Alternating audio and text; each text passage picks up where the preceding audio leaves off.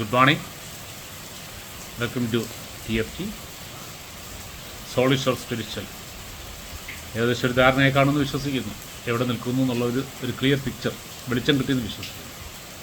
ഞാനൊന്നുകൂടെ വായിക്കാം. നമ്മൾ Hebrews chapter 5 verse 14.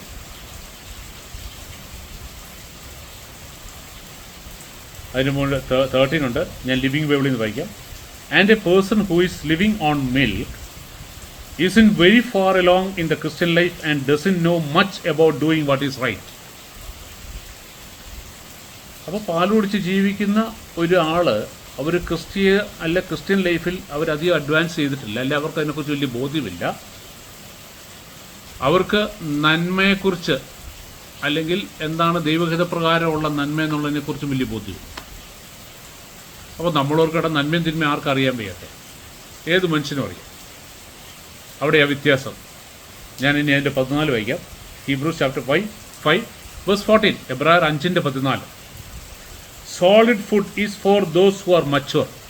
കട്ടിയായ ഭക്ഷണം പക്വത വന്നവർക്കുള്ള, ആത്മീയ പക്വത വന്നവർക്കുള്ളതാണ്. Who have trained themselves to recognise the difference between right and wrong. അവർ ഈ കട്ടിയായ ഭക്ഷണം കഴിച്ച് തങ്ങളെ തന്നെ അവർ പരിശീലിപ്പിക്കുക, നന്മ തിന്മകളെ വിവേചിക്കാൻ. നമ്മൾ ഹീബ്രൂസിൽ തന്നെ 4:12 വായിച്ചായിരുന്നു. ദൈവവചനം ഇരുതല മൂർച്ചയുള്ള വാൾ പോലെയാണ്. അത് ഉള്ളിലേക്ക് ചെന്നിട്ട് സോളിനെയും സ്പിരിറ്റിനെയും തമ്മിൽ വേർതിരിക്കും.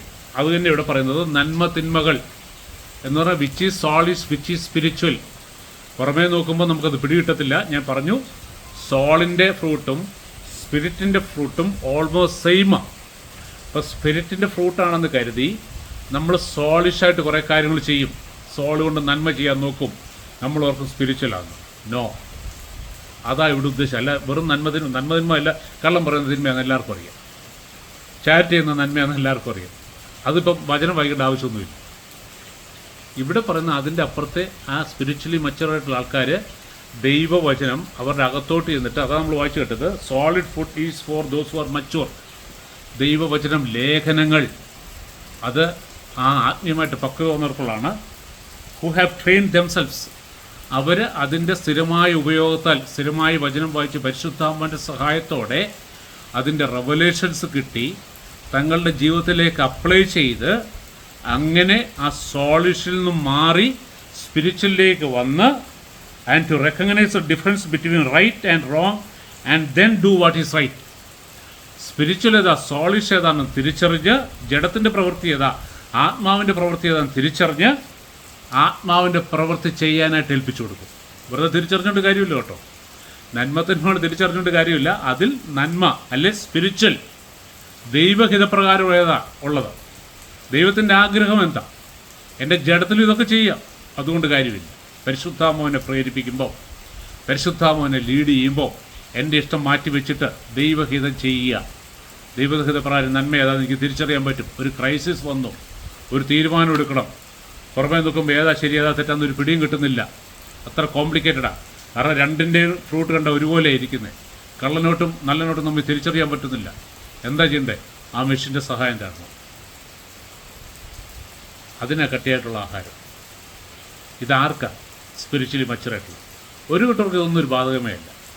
അവർക്കെപ്പോഴും God is love, God is good all the time. അവർ കുറേ പാട്ടും പാടി ഇങ്ങനെ എല്ലാം കുറേ ആരാധിച്ച് എന്തൊക്കെയോ ഒരു സ്വന്തം തൃപ്തി വരുത്തി ഒരിക്കലും ഗ്രോ ചെയ്യത്തില്ല. എന്ന് പറഞ്ഞാൽ കർത്താവിൻ്റെ സ്വഭാവത്തോട് അനുരൂപരാകത്തില്ല. ഇപ്പോഴും സ്വഭാവം നോക്കിക്കഴിഞ്ഞാൽ ലോക മനുഷ്യരുടെ സ്വഭാവം. പക്ഷെ ആരാധനയും പ്രാർത്ഥനയും പാട്ടുമോ എല്ലാം ഭയങ്കര അങ്ങേയറ്റത്തെ വേർഡ്സും ഭയങ്കര മീനിങ് ഉള്ളതാണ്. ഭയങ്കര അഭിഷേകമാണ് പറച്ചിൽ ഒക്കെ വെറും ഫേക്കാണ് കേട്ടോ.